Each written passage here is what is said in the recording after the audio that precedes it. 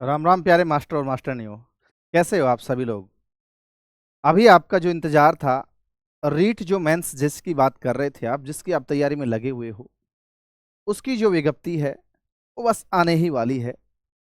कैसे कह सकते हैं सर आपकी ये वैकेंसी आने वाली है। जी हाँ प्यारे साथियों, देखिएगा कि जो आपकी रीट मेंस या थर्ड ग्रेड की जो वैकेंसी है उसके बारे में आपसे चर्चा करूंगा आज।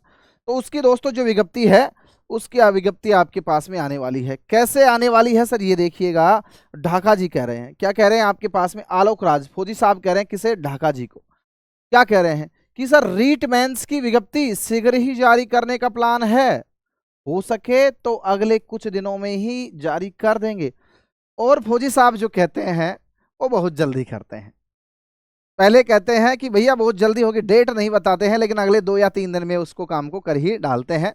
तो फौजी साहब ने कहा, कह ही दिया है, तो अब वैकेंसी आपके पास में आने वाली है।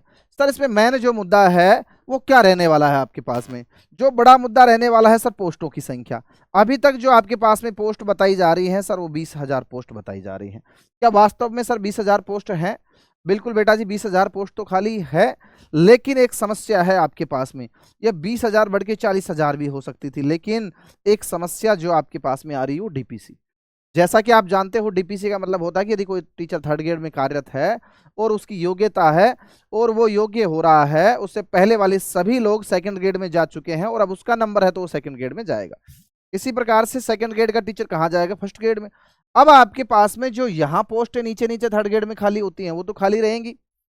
इसीलिए दोस्तों सेकंड ग्रेड से फर्स्ट ग्रेड में डीपीसी हो चुकी, लेकिन थर्ड ग्रेड से सेकंड ग्रेड में जो डीपीसी है वो अभी तक नहीं हुई है।